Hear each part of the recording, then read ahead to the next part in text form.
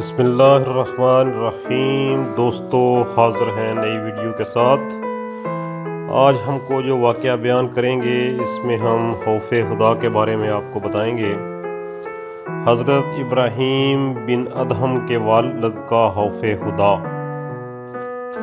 دوستو ایک دن حضرت ابراہیم بن ادہم کا بحیرہ کے باغات کی طرف سے گزر ہوا۔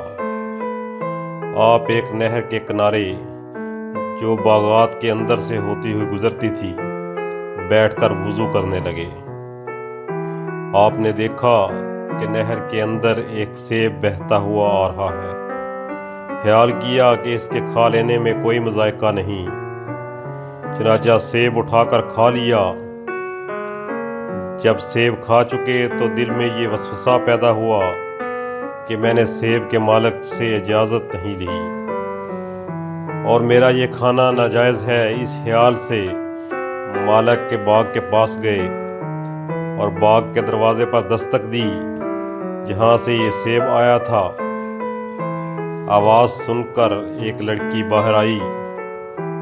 آپ نے اس سے کہا کہ میں باغ کے مالک سے ملنا چاہتا ہوں، اسے بھیج دیجیے۔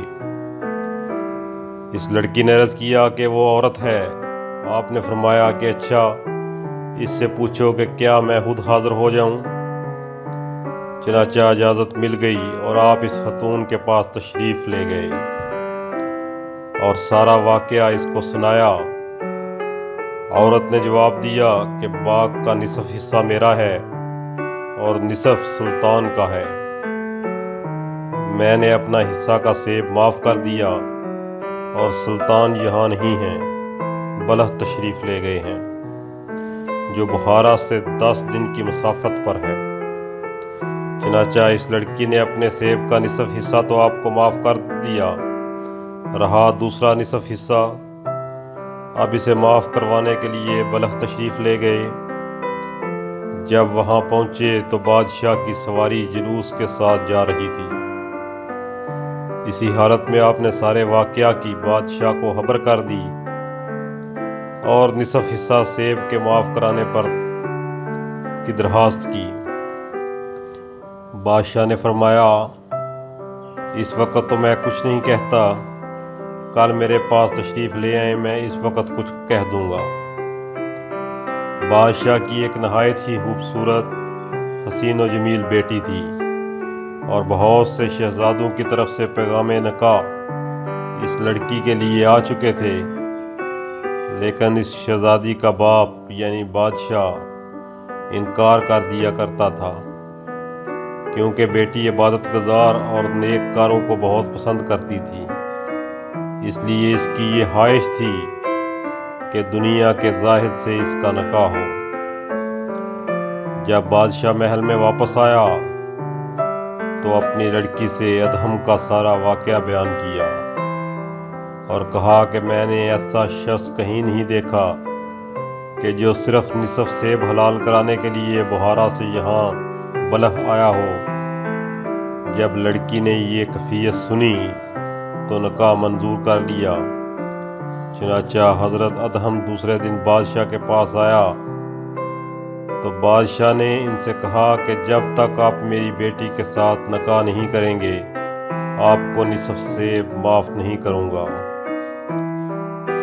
حضرت ادہم نے حد کمال انکار کے بعد نکاح قبول کر لیا۔